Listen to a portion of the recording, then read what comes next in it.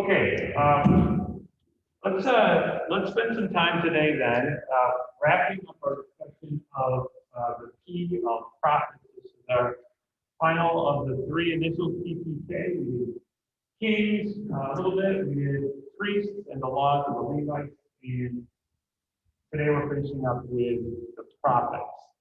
Last Tuesday, I gave you a few prophetic principles to think about, and I'm going to wrap up with those today.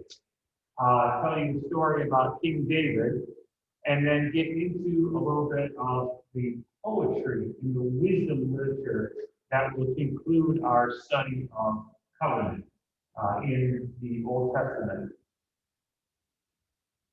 We left off on Tuesday just getting into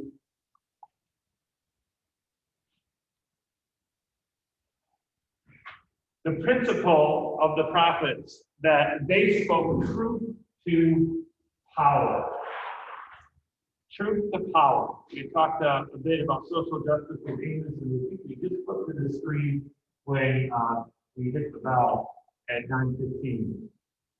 Truth to power. What does that mean? What does that imply?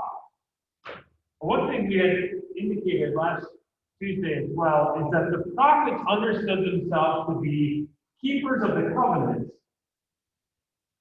when other leaders had failed. When people like, for instance, the kings had dropped the ball in terms of fulfilling the covenant that God had established for the people of Israel. And so the prophets were under this sort of divine initiative, this call, this expectation that they would go and they would say what needs to be said to the kings when the kings were failing in their responsibilities that had been laid out to them, for instance, in the book of Deuteronomy.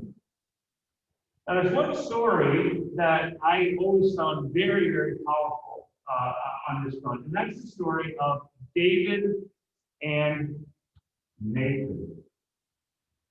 David and Nathan.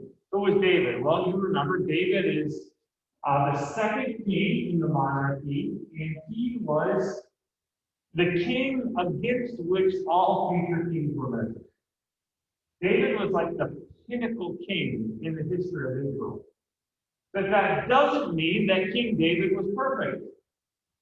In fact, on his record, he has one very big, very deep, very dark scar. One big red X on his report card. David's big mistake began when one day he was walking on the roof of the palace of his house, which is probably the tallest building in town, Jerusalem. And he happened to be looking out, you can imagine probably in the evening, and he saw on the roof of his house a beautiful woman who was bathing somewhere else in town. David became inflamed with lust for this woman, whose name was Bathsheba. And so, being the king and having no check on his power, he sent for Bathsheba and had her brought to him. And the two had sex, and she got pregnant. At some point along the way, David made a discovery that this woman was already married. She was married to a man named Uriah, who was one of David's own soldiers. Now, David did not want to have the scandal of fathering a child through adultery. And so he wanted to make it look like the baby was Uriah's and not his. One problem, Uriah was still out on the battlefield. He was off with the men on the front lines. So David said, hey, go out there, talk to Uriah's commander, and tell him you can have the weekend off. Tell him to come back home and, spend some quality time with Bathsheba. So they went and got Uriah from the front line, and Uriah came home, and there was candles and wine and soft music. But Uriah said, I'm not going to sleep with my wife while all of my brothers are still out on the battlefield. I won't do it. He refused to sleep with his own wife because of the honor he had held for his fellow soldiers. Now, for David, this was a huge problem. So he has to go to step 2. I mean, in some sense, this is all kind of like Breaking Bad. Like, when you do this, and this problem creates another problem, and that problem creates another problem. So now David has to go to plan B. And plan B is that he's going to have Uriah sent into the hottest part of the hall, and the most dangerous part of the battle, so he will fall by the sword. He engineers the death of Uriah the Hittite. That's his husband, and it works. Uriah goes out to the battlefield, he's put into the part of the fiercest fighting, and he dies. Problem solved, right? Now Bathsheba can be taken into David's court, and no one will ever know the wiser about the child she carries. Except that God knows. And God sent a prophet named Nathan to talk with David about it. Nathan, who is depicted here on the left of the screen as this older prophet, comes into the palace and he says, "King, we got a problem out there in the kingdom. We got an issue, David, and I need you to help me figure out what to do about it. Here's the problem. We've got 2 neighbors. One of these neighbors is a very rich rancher. He's got all kinds of cattle, all kinds of sheep, all kinds of horses, everything that he could ever want. His next door neighbor is a poor man who just has one little lamb. This little lamb he loves, he cares for. He sleeps in his own bed, he eats at his own table, he lives in the house, and the man just loves his lamb. Well, King David, here's what I discovered. I discovered that the rich man was having guests. And so he wanted to have a dinner of fresh lamb. But instead of going into his own herds and taking out of his plenty, he went and he stole the one little lamb that the poor neighbor had. He stole that lamb, cut it up, and served it to you. And David's sitting there on his throne and he's hearing the story, and he realizes the injustice and the wickedness of this rich man. And you can see the blood is starting to boil. And he says, "That man has to die for stealing that lamb." And then Nathan, cool as a cucumber, see his finger there? Pointed out. He said, "David, you are the man. You had everything you could ever want. And then you got your eye on this woman, and you took it. And you murdered your husband in order to have her." David is publicly exposed for the crime he committed, for the immorality in his own life. And he ends up repenting and is forgiven by God. But who else would say that to the king but the prophet? The prophet dares to go and say what needs to be said and let the chips fall where they may. Prophet Jeremiah, later on, he speaks truth, and the king gets thrown into a cistern. No one wants to hear it. But the prophets dare to be a check on the power of the king. If I remember, check and balance. The prophets provided a check on the king. Talk about Elijah after the king. Elijah went into the throne room with King Ahab and told him the way it had to be. Prophets spoke truth to power, especially these non-literary prophets. a couple of days ago. Truth to power, another prophetic principle. I believe this is probably prophetic principle number 4. Prophetic principle number 4 is hyperbole and signs. One thing that's true of prophets is that they were so convinced of their message that they would marshal all of the language that they could possibly marshal, no matter how wild or zany it sounded, to get people's attention. And more than that, they were willing to perform what's called prophetic sign acts, which were very, very peculiar actions, again, to get the attention of the people whose sort of minds and brains had been numbed and turned off, and they were no longer aware of what they were doing. Check this out. I just want to read to you from Ezekiel chapter 4, because Ezekiel is the one prophet with the greatest and weirdest record when it comes to these sign acts. So here's what God says to Ezekiel. I'd love it if you follow along in your own copy and find it. Check this out. Look at what he does. God says this, and you, O mortal, so you, okay, Ezekiel, you take a brick and set it before you. On it portray a city, Jerusalem. So he's like, make a model of Jerusalem and put siege works against it and build a siege wall against it and cast up a ramp against it, set camp also against it and plant battering rams against it all around.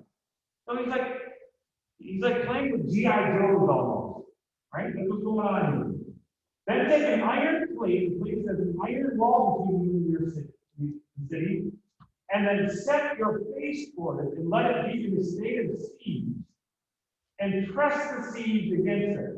So make a model of Jerusalem and then lay down next to it. Now check this out. And then, this is verse 4, chapter 4, lie on your left side and place the punishment of the house of Israel upon it. You shall bear the punishment for the number of days that you lie there. How long does Ezekiel have to lie next to this model of Jerusalem? Here's the answer. For I assign to you a number of days, 390 days, equal to the number of years of the punishment. So you shall bear the punishment of the house of Israel.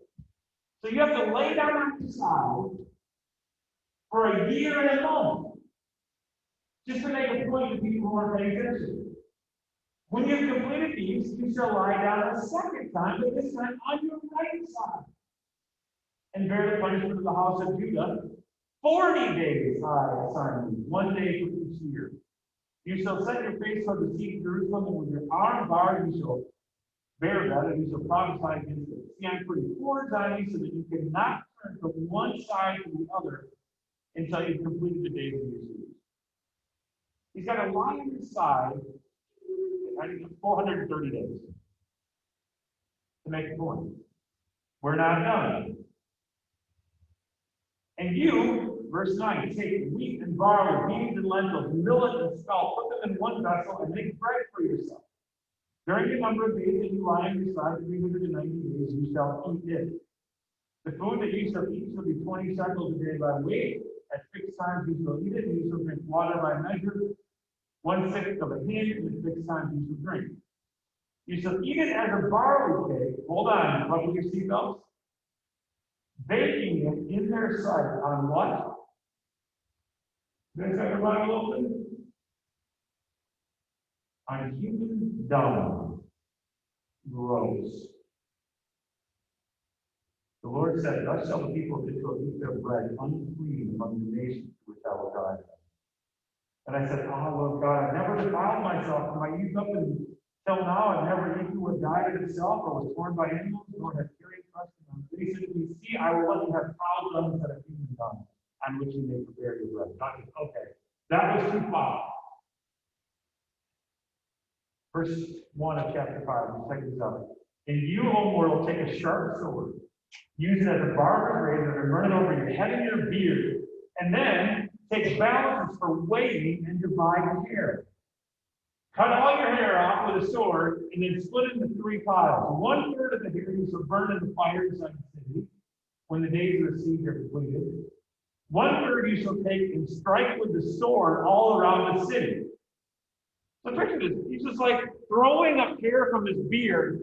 You know, like as a kid, you used to throw up a ball and hit it with a bat. Here's Ezekiel throwing up the hair of his beard and hitting it with a sword. Can you imagine what people would have thought of this happening? People thought he was psychotic. One third you shall scatter to the wind, and then you will unsheathe the sword after them. Then you shall take from these a small number and bind them in the skirts of your robe. From these again you shall take some to a permanent fire, burn them up, and from there fire will come out against the house of Israel. This is just a little bit of the wild stuff Ezekiel does to get people's attention. You know, the normal sermon on Sunday morning, the normal Sunday school class is working. The calm and gentle, measured approach is no longer effective among the people. So God sent prophets to do crazy things to get people's attention. To take a great big jar and smash it on the ground to get people's attention. Ezekiel has these prophecies of, the wheels and the wheels. Remember that story? These flying creatures. Not normal stuff, but it's the kind of stuff that would get people's attention. They were willing to go to these lengths because they were so concerned about the faith. Hyperbole and what we call sign acts. A lot of people think that when Jesus came into the temple, remember he turned over those tables of the money changers? That was a sign, man. Jesus was saying this temple is going to be destroyed. And so I'm going to take over these tables as a prophetic act of God. And that got people's attention, man. I really did. Hyperbole and sign acts. Prophets didn't just calmly go up to a podium and deliver a homily. They were railing against the system. And Ezekiel probably the best example. One more to point out for you, prophetic principle, the eschatological vision. Eschatological. You know what the word eschatological means? It's definitely a college word, not a high school word. You know what that means? Here you go. Break this down in the notes. Eschatological means end times or future. A decisive moment that is yet to come. Eschatology is kind of the study of the end times of the future. And there's a number of passages in the Old Testament where the prophets look ahead to some decisive moment in the future. And in many cases, these are dark and scary and ominous predictions. But sometimes they're beautiful predictions. That in the end, God is going to set things right. Here's what Joel says. The prophet Joel wrote those minor prophets. Chapter 3, verse 17 through 21. This is how the book ends. So you shall know that I, the Lord your God, dwell in Zion, my holy mountain. And Jerusalem shall be holy, and strangers shall never again pass through. In that day the mountains shall drip sweet wine. The hills shall flow with milk. And all the stream beds of Judah shall flow with water. A fountain shall come forth from the house of the Lord, and water, the water shall keep. Egypt shall become a desolation, and Edom a desolate wilderness, because of the violence done to the people of Judah, in whose land they have shed innocent blood. But Judah shall be inhabited forever, and Jerusalem for all generations.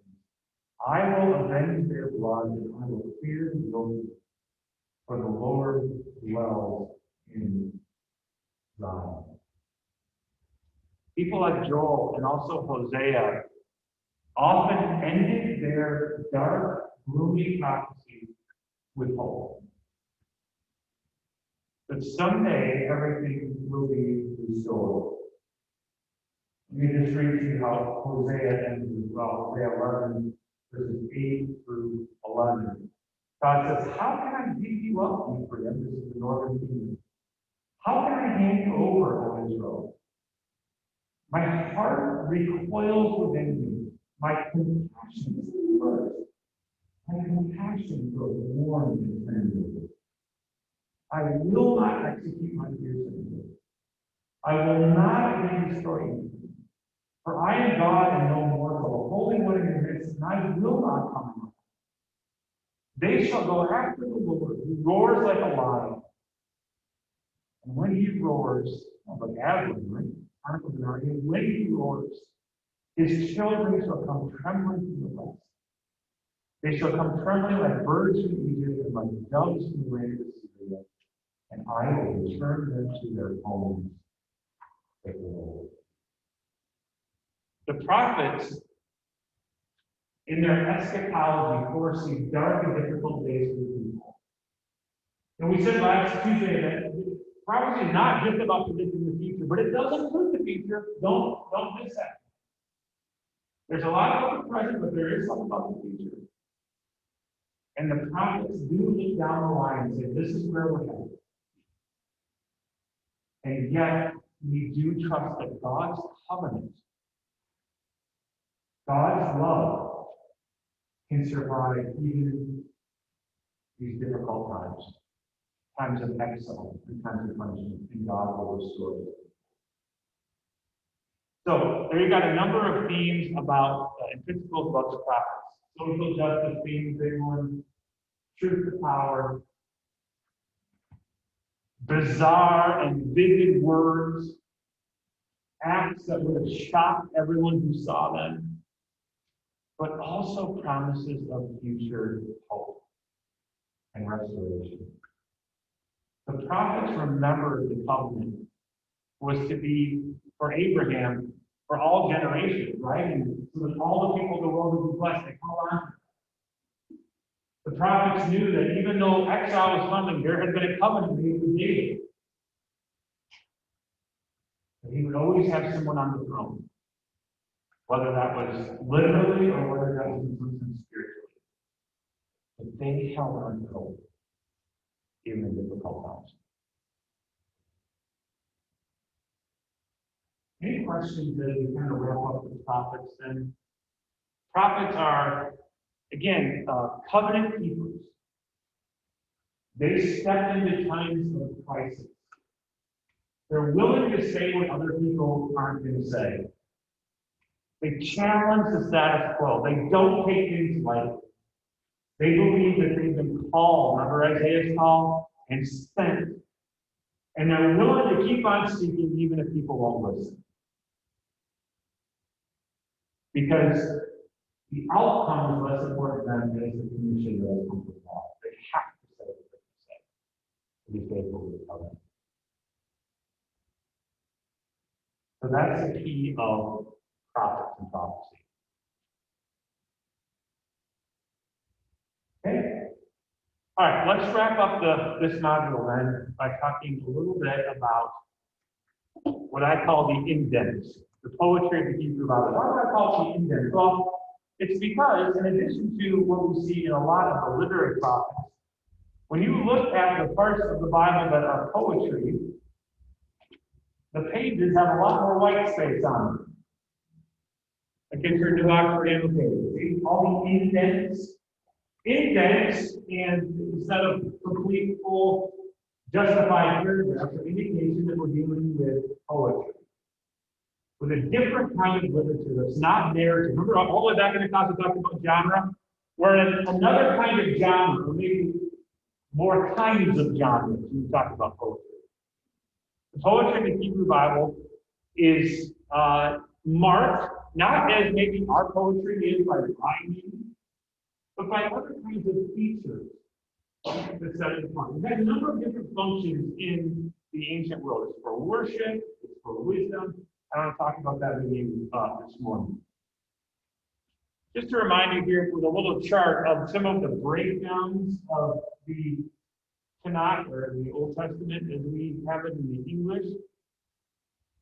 We have the Pentateuch, or the Torah. You remember this? We've been through that. We talked about the historical books a little bit, and we've talked about the prophetic books. The poetic books are in a section kind of in the middle. But odds are, if you open your Bible to try to open right in the middle, you're probably going to land in Psalms or one of the books of poetry. But there are 5 poetic books that we want to just say a little bit about today. And they are Job, Psalms, Proverbs, Ecclesiastes, number 4, and number 5, the Song of Solomon, or sometimes called the Song of Songs. Either name is fine with me. Noah called it the Song of Solomon, but it's so commonly referred to both that I'm fine with using either term. 5 poetic books in the Old Testament.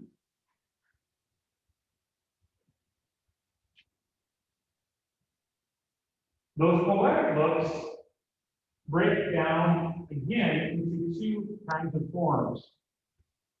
One is the poetic literature, and the other is what's called a subset of the poetic books, which is a wisdom literature. Say more about this in just a minute, but if you want to just kind of have a tree here, 2 branches on one side are the kind of poetry. On the other side is what's sometimes called wisdom poetry, wisdom literature.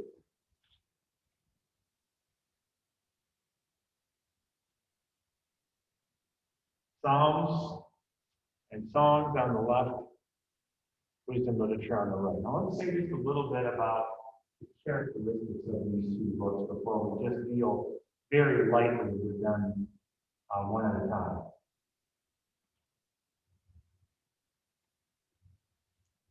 In poetic literature, it's just kind of like you on a Thursday morning.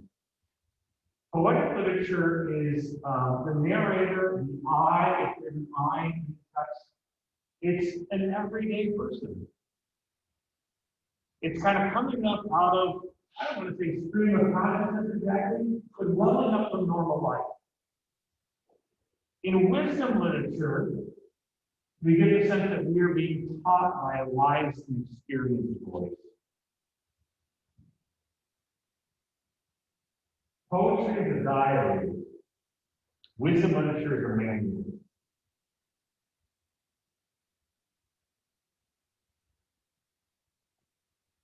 When you look at Psalms, people are presenting kind of unvarnished expressions of their hearts. When you look at Proverbs, the narrator is someone who is a kind of a guru or a wise person. Poetic literature is, again, this is maybe too sharp of a dichotomy, but in a general sense, poetic literature is written for the heart and from them. It tends to be more emotive and expressive. These are songs. Wisdom literature perhaps is a bit more left-brain, a little bit more intended to touch and impact the mind, to make you smart, to make you wise.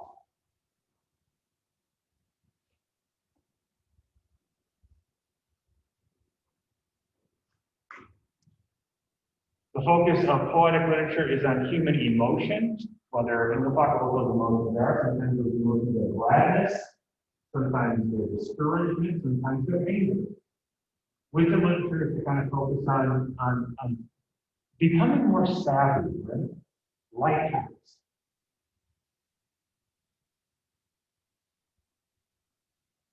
The heart and the mind, the emotion and the brain on the other side. And the last little difference between the two, poetic literature has an emphasis on love for God and for others. And it's more expressive. In wisdom literature, how do you live day to day? How do you make good choices? before God, and with others.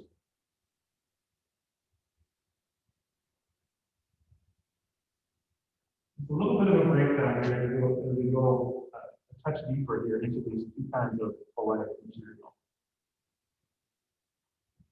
In general, the poetic literature has more to do with the emotions, the heart, and the expression of love. The other side, the wisdom literature, is like, how do you figure things out? Can we get a little bit of a manual or instruction book on how to get things? When we talk about how to identify the key features of Hebrew poetry, we just don't have time to go into this. So let me just get you out to a couple of different things that we notice. One of the big ones is that Hebrew poetry loves pairs, doublets, or parallels. The technical term is distich. A distich is a couplet of text that can be redundant, in other words, synonymous, contrasting, in other words, the two kind of present a match or an inverted order, and then synthetic, in which the second line builds on the first. So think about English poetry, punctuation marked by rhymes, meter, things like that. Partly we can't get at all of that because this has been translated into a different language. But we are able to see what Hebrew poetry considers to be beautiful. What sort of fits the benchmarks or the norms of Hebrew poetry. So let's look at a couple of these. First of all, what is kind of a synonymous or redundant couplet? Proverbs 9, verse 7 says this: whoever corrects a scoffer wins abuse. Whoever rebukes the wicked gets hurt. That's two lines, that's a distich, that's a parallelism in which both lines essentially say the same thing. One line is synonymous with the second line. They basically just repeat the same thought, but with different words, slightly modified words.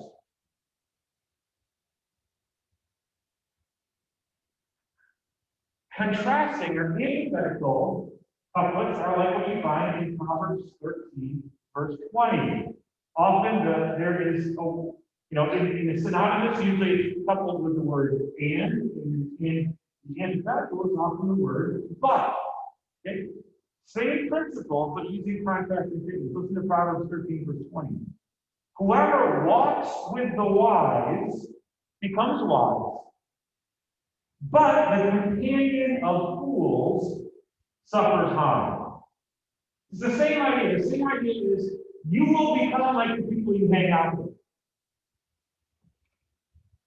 But in this antithetic or contrasting kind of parallelism, it says if you hang out with good people, you're going to end up smart. If you hang out with the wrong kind of people, you're going to become a fool. It's the same principle, but using contrasting language. All right? Then one more of this kind of synthetic or building principle.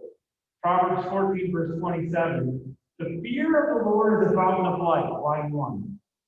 So that one may avoid the snares of death, line 2. In these kind of synthetic parallels, the second line kind of builds on or expands the first line. So these are some of the forms, but the actual genre tends to be in these parallels, two lines. If you forget everything else about Hebrew poetry, remember that the key principle is that it functions in parallelism. It loves to have two lines joined with and or but or so. You get the two things, move on to the next one. Two more things, next one. Two more things.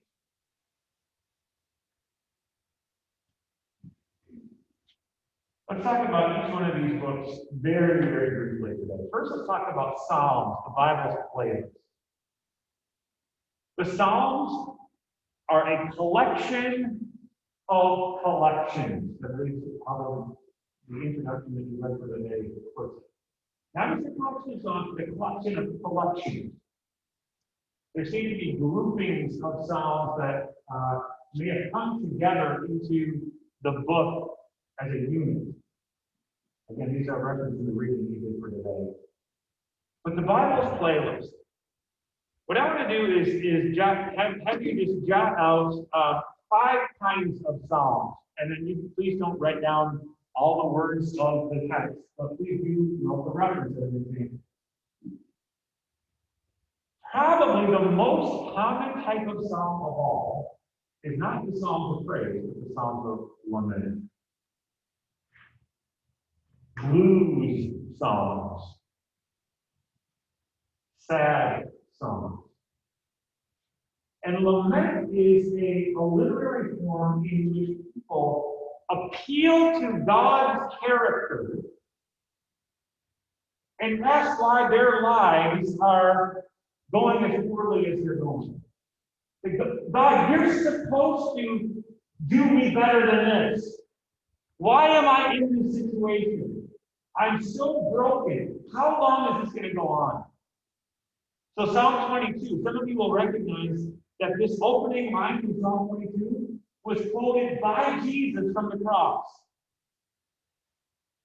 If you're a music lover, like I am, please appreciate the fact that in Jesus' darkest hour, he sang a song. Many of the words Jesus speaks from the cross are taken right here from Psalm 22, including probably the last line. The last line of Psalm 22, if you translate it loosely, it is finished.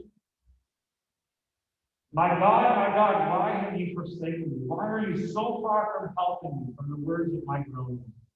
Oh my God, I cry by day, but do not answer. My life is find no rest. The Psalms of lament say, God, your character is loving, it's faithful, it's good, and my life right now is terrible. Explain that, God.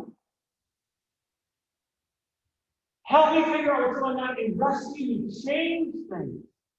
Because I'm hurting down here.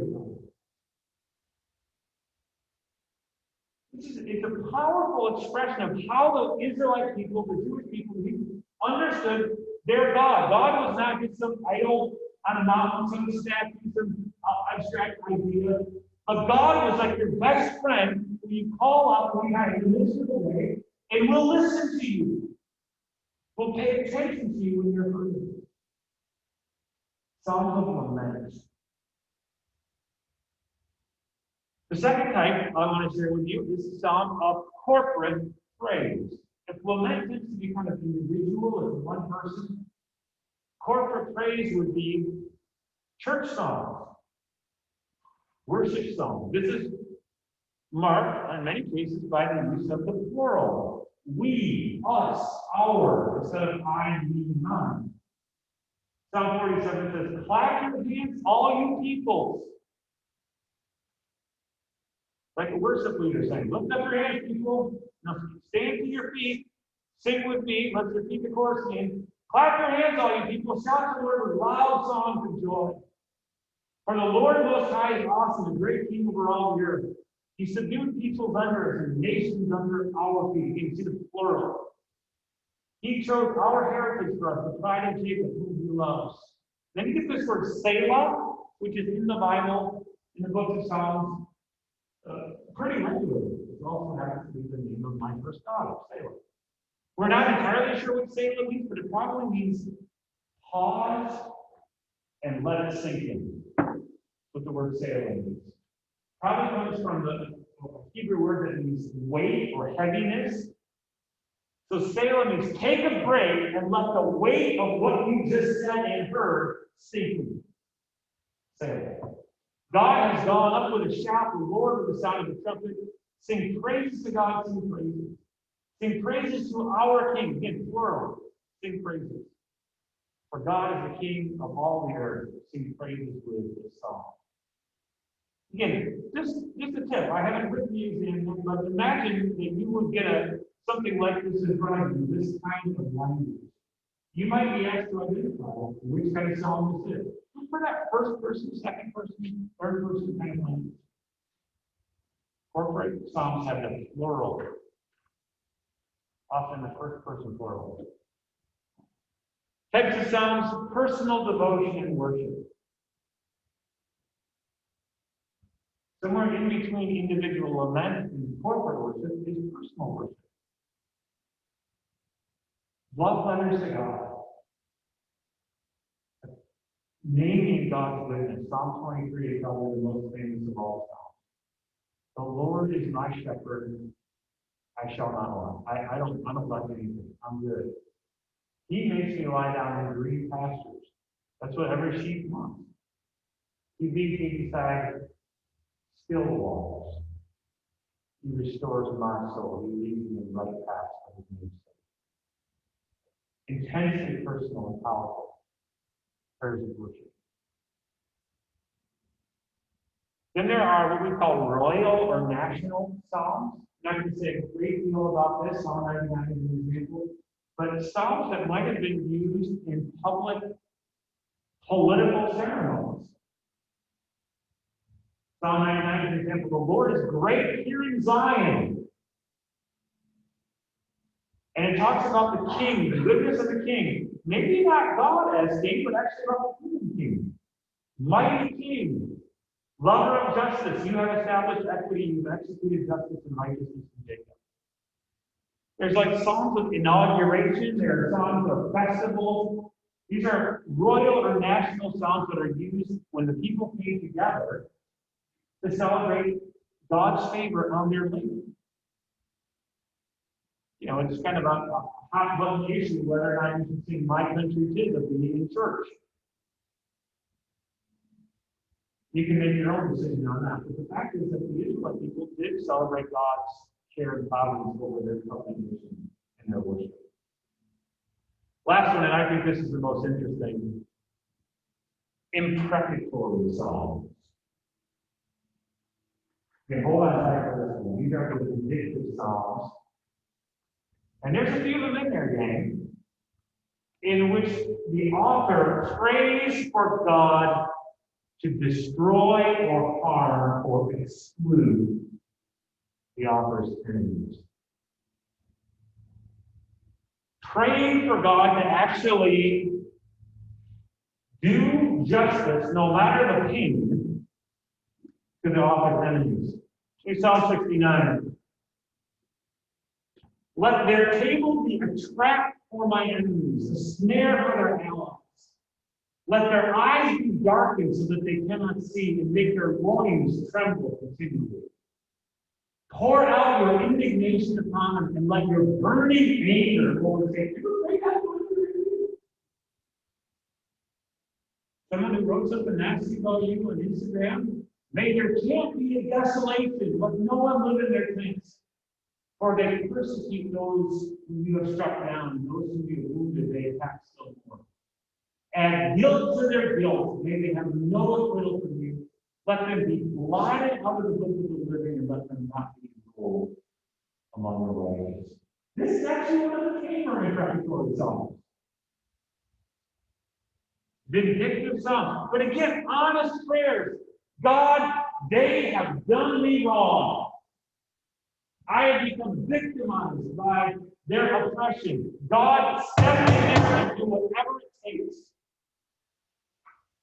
And it's also this is kind of an incredible outlet, right, for our emotions. Instead of personally taking revenge,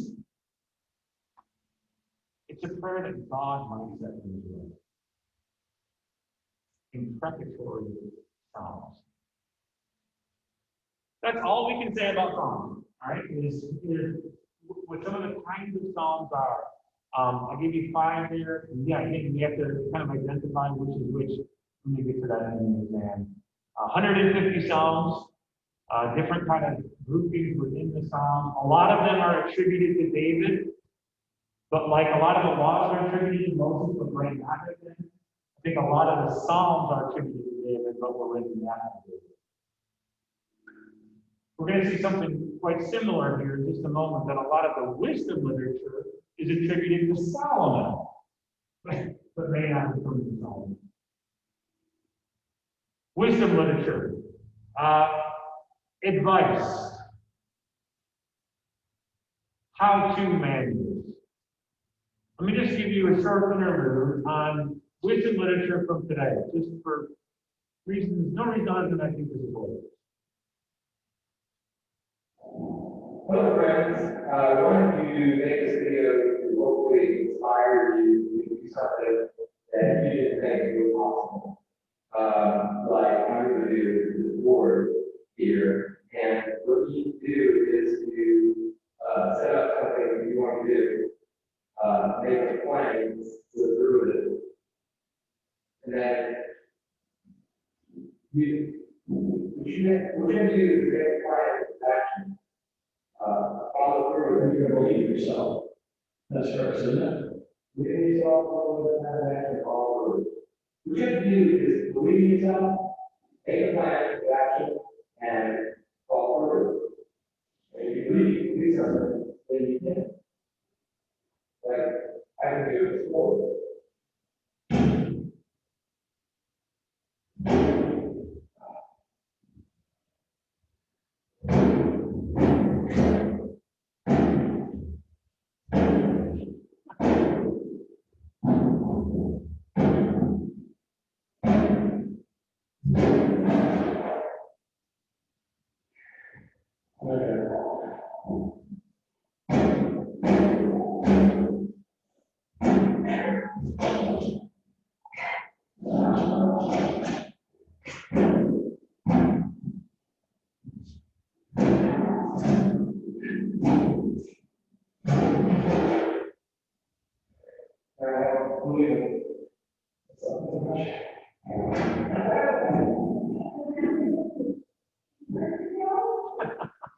That's the best part. Mom was watching this off here. Instructions for living. We look at YouTube, we look at the internet. How did God's people in the ancient times find instructions for living? What's the nature of wisdom literature? It stands apart but not in contradiction from God's covenants. So, in other words, we're talking about a different kind of literature than we find in other parts of the Bible. But it's not a contradiction. It's a different kind, but it's not opposed to God's covenant order. So we're in the module on covenants, but this is a little bit of a nuance. For instance, there's no mention made in the wisdom literature of Moses or Israel. In fact, we believe some of the wisdom literature comes not from Israel at all. But maybe it was borrowed and copied from Egyptian texts. Again, as in Rockford introduction that we read for today. Amen.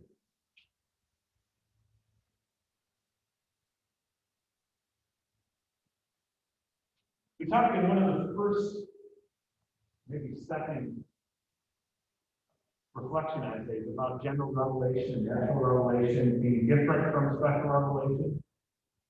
Wisdom literature often appeals to natural revelation rather than the line that we get so much in Leviticus or Deuteronomy. In Leviticus and Deuteronomy, why should you do something? Because thus says the Lord. Or I am the Lord, I am holy. Wisdom literature says, look at how the birds do. You should do the same thing. Watch how a boil of water, or rather a pot of water boils. That should give you an indication of how you should live your life. Wisdom literature appeals to just everyday common sense rather than message from God on high.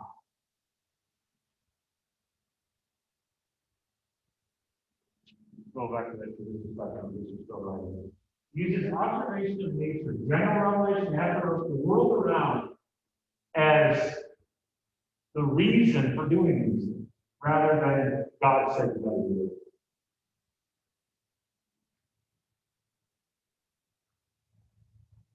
The path of blessing. This is a contrast with some of the other literature we've looked at. What's the path to being blessed and to avoiding punishment in the world? When you look at the Torah and Joshua, Judges, it's nationalism, it's idolatry, it's following God. It's being kind of having the right military. That's how you get blessed. Is having good organization and being faithful to God. The concern of the prophets, we talk largely about the social justice issues being a driver. Care for the poor. Fair and balanced scales.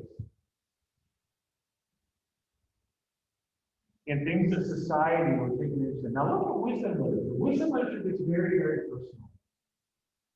It's how are you going to make it through a day? What do you need to do? Not what does our country need to do? Not what does our system need to do? But what can you do to get through Monday morning? Again, we're talking about kind of the tips for surviving, getting through. Wisdom about what? So here's the wisdom literature we mentioned. Just a couple quick ideas for you to differentiate these. Proverbs talked about the beginning of wisdom. Ecclesiastes references the futility of wisdom. And Job demonstrates the limits of wisdom. Dr. Bonner would be maybe just so outline these three things. I think it's a good way of running through it for us. The beginning of wisdom comes from Proverbs.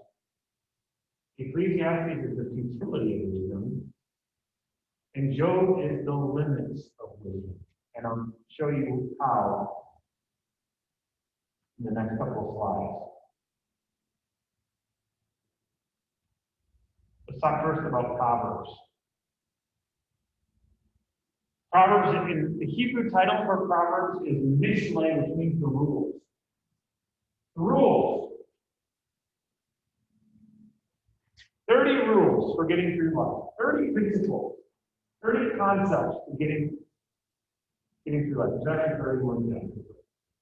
Mishle, or the rules.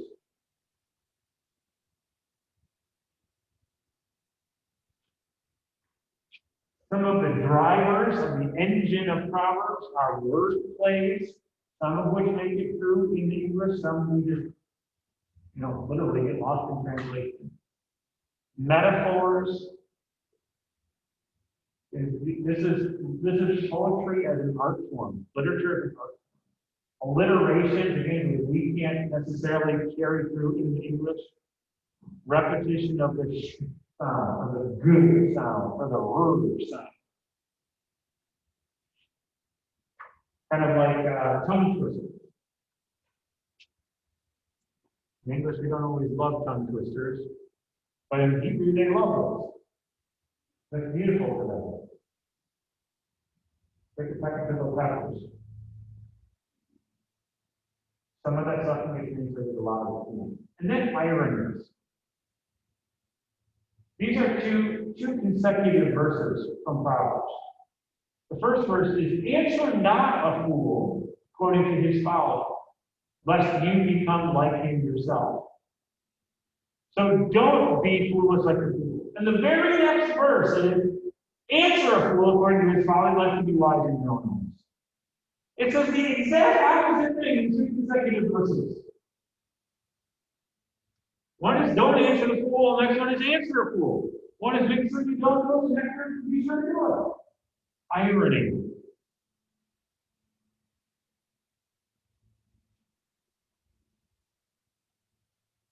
And then just note briefly that there are multiple authors behind these things. The bulk of Proverbs are attributed to Solomon.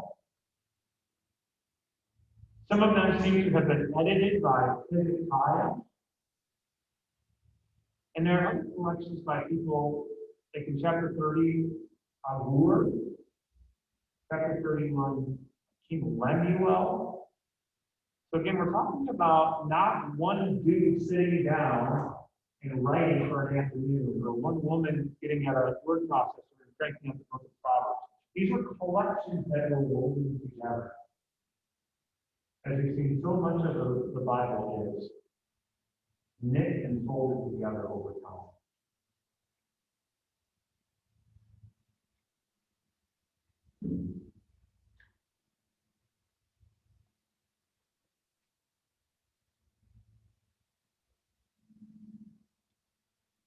a bit more about Proverbs, and you can probably summarize this. These aren't the kind of things you're going to need to list out on exam, but what makes Proverbs what it is? Again, we talk about this pro tips and life hacks rather than commandments about, marriage or adultery or war, small things. I think the things your grandma tells you before you leave, make sure for your grandpa, make sure you check your oil. Little things like that. Living wisely in the small things. How to be successful in the market? Not only go to a stock market. Be successful when you go to the grocery store. Here's something to remember when you run into Walmart. Kind of things that are like the ads on the front of so many of our websites. Drivers in Orange City are saving a bunch of money in their cars for following this simple truth. How to be successful in your family and in your relationships. Again, you can probably just summarize this last little list here. These are not commands like we would think of coming from the Torah. They're not promises like covenant promises exactly. They're not deep philosophy like you find in Greek literature. They're not historical narratives. And the writers of Proverbs would say, for every one of these proverbs, there are exceptions to the rule. They work a lot of the time, and sometimes they don't. It's a very interesting genre of literature.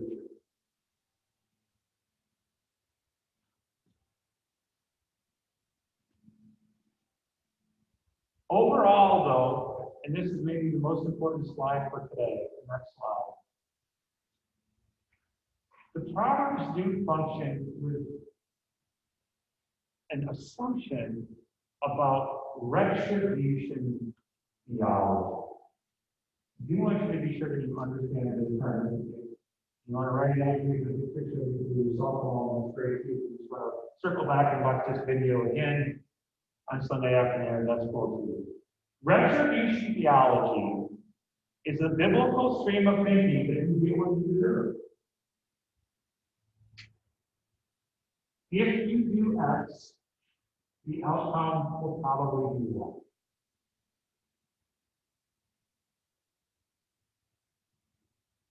On the whole, though I mentioned that there are exceptions, Proverbs is a buyer of this mentality.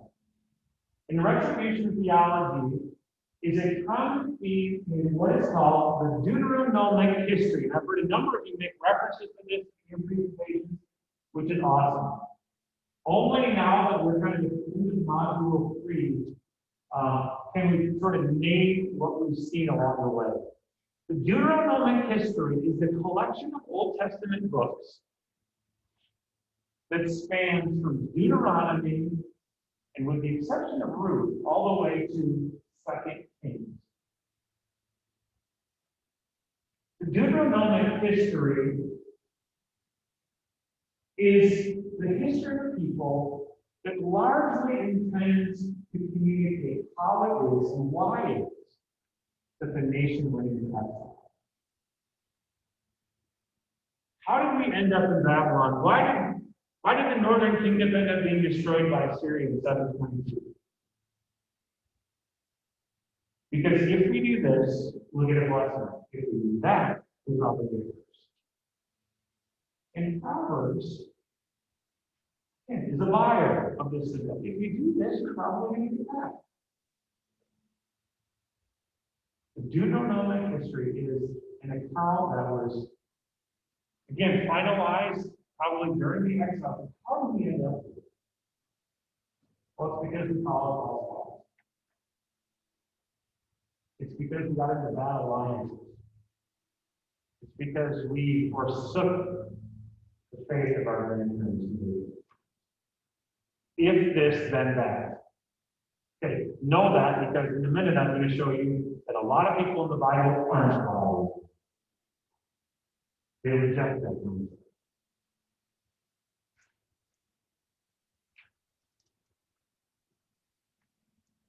Let's just get past this. I've already given you what the parallels. Now, Ecclesiastes and Job are not liars of retribution law. They think it's more complicated. Sometimes you don't get what you deserve. Sometimes you can do everything right and still end up in a hopeless situation. Very briefly on Job. Job, again, talks about the limits of wisdom and the challenge of suffering. Job was a holy man, faithful man, who was stricken with all kinds of terrible things in his life. Thieves stole his property, terrible weather events killed members of his family. His own body was covered with boils. This all gets kind of run out in the opening few verses of the book. And then the majority of the book is Job trying to figure out how on earth did this happen? How on earth did this all go wrong? I want to just note two things here about Job for you. Job is what's called a theodicy. Job is a theodicy, which is an important word which you will certainly come across in your career as Northwestern. A theodicy is an attempt to explain why there's evil in the world. Why is there so much pain? Why are there pain moments? If God's in control, if God loves us, why does this happen?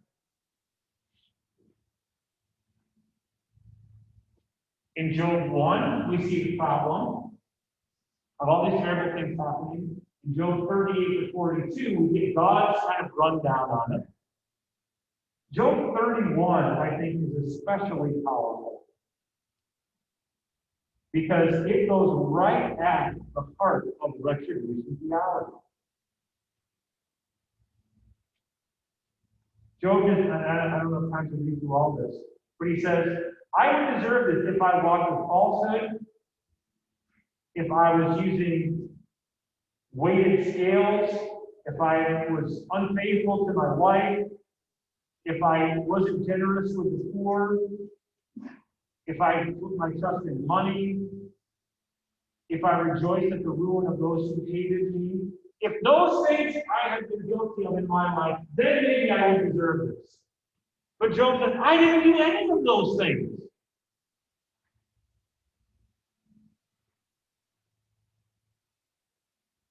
And in the end, in 38 and 42, God comes in and says, you're never going to understand me. I'm God, and I do things in a way that you can't imagine. My majesty is so great, all I ask you to do is believe it. And in the end, God rewards Job's faithfulness. Big point, Job is a theodicy that tries to understand why bad things happen to good people. And in the end, all that's left is Job. It's called trust that God on his faith. No wonderful and understanding.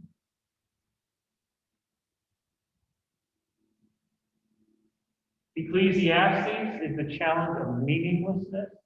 I think we're going to have time to run through this whole next slide. Let's see if I can just pick out a couple of things here. Yeah, the big picture question. Let's just highlight the third and fourth back there. You don't have to remember all this. But it's traditionally attributed to King Solomon. It's called the teacher, Kohelet. Ecclesiastes wonders, why is it that every time I do what I think I want to do, this is disturbed to this point? Ecclesiastes is kind of the opposite of Job. Job gets nothing that he wants. Everything goes wrong for him, and he's miserable. In Ecclesiastes, the teacher gets everything he wants and still ends up depressed. So it has to be a pretty rich person, a pretty impactful, powerful person. He has servants, he has vineyards, he has orchards, he has wealth. He tries studying and training his mind. He walks with TED Talks. And then he tries just drinking and goofing off. And at the end of all of these tests, he ends up in the same place. It's all meaningless. It's all vanity. It doesn't work. Do you see how this goes against retribution theology, which is if you do the right thing, you're going to get a blessing, you don't have happy? Job's situation is he does all the right stuff, and it seems like he's being punished. In Ecclesiastes, he has opportunity to try everything to try to locate happiness. He's able to buy whatever he wants, have sex with whoever he wants, read whatever he wants, watch Netflix all day long, and he's not happy. It's all meaningless. There's no formula to true satisfaction.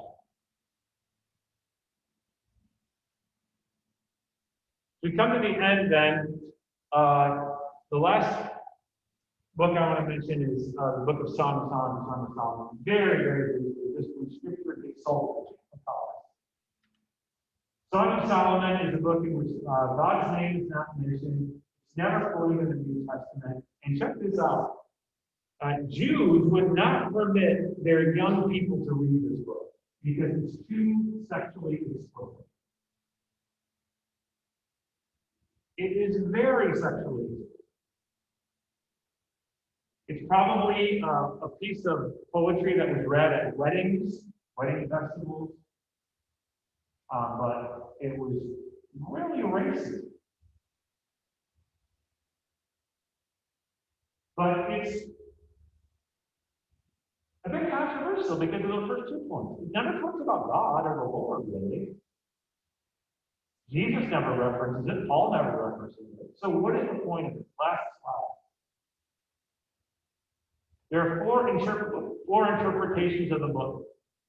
It's either allegorical, cultic, a type, or the natural will interpretation.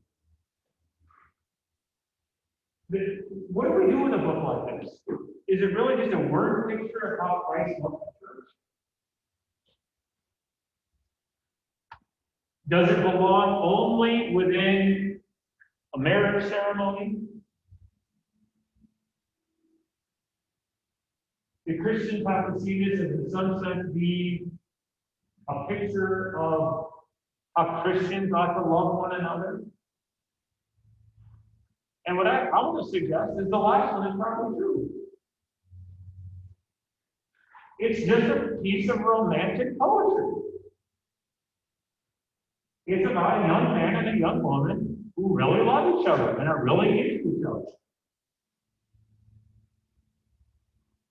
And so it's a very, very unique part of the Bible, one that we don't explore often enough, perhaps should. What does godly romance look like? Yeah, there's some parts in there that go, from PG to PG-13. There's a lot of beautiful language about just really being heterodox in love with someone God put in there.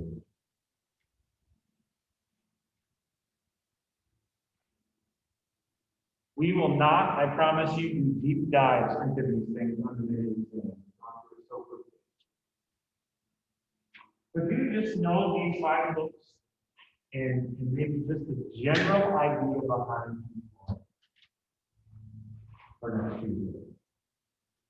As I indicated to you in my email, what I'm going to do is I'm going to hang around here at 11 o'clock, and I'm going to offer you opportunity to ask a question. What I emailed you is too small to see on the screen probably, but it's in your email. It's the kind of things that I would want you to as you begin to prepare for Tuesday's committee exam. I got 2 minutes, so don't zip up quite yet. Let me just quick walk you through these. Know the books of the Old Testament. If it said 44 books, they're not going to do it 31. So you don't have to go back and look at one. But know the books of the Old Testament, where they're found, how it's not, what they're in. The big covenants, right? Know what was prodigal trying to identify the description, which one's which. The 10 Commandments and their order, we're not going to say, like, what's the 7 Commandments, but if I give you a line, I'm going to go there at that time. Be able to sequence key events from the Old Testament. You don't have to know where the date probably. Weird, it's a lot. But you should know that Data comes after people meeting. Data comes before the exile. That, you know, no one comes before data, those kind of things. If you want to talk about that, 11 o'clock or 11 o'clock, Monday, I'll be on. Know the parts key individuals play, either how they're going to be matching sorts of things. Know some of the people that we previously read about in the text. Appreciate the forms of the psalm, we do that today. Principles of prophecy, kind of Old Testament laws, these are all in your notes. You can watch the videos again to review. Understand the elements of the judges cycle. That a little bit, but you know, have the 6 person cycle, you know this. The creation narrative is going back to the Genesis, the first one of Genesis 1, verse 2. The second one is the human elevation. And then have a general sense of the purpose of the body of if you've got that stuff down, you're going to be in really, really good shape. But if there's more you want to discuss, if you're going to go over things, as long as this room's available at 11 o'clock, I'll stay around as long as you're good. 11 o'clock on Monday, there'll be something on Zoom at the same link. We'll record it. So if you have plans for 11 o'clock on Monday, you can watch that later. All right? Go ahead and send me an email. Have a great weekend. Go in peace.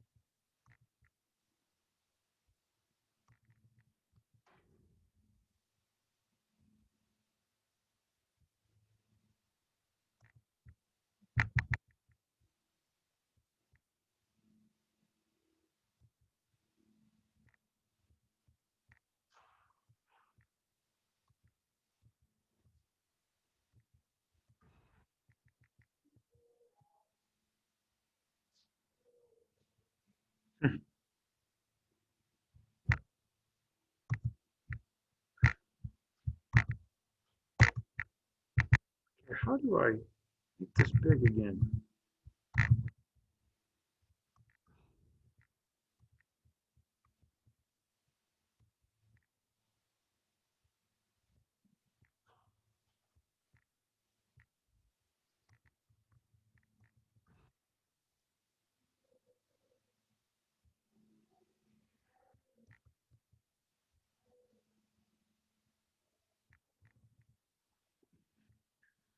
Oh, for heaven's sakes.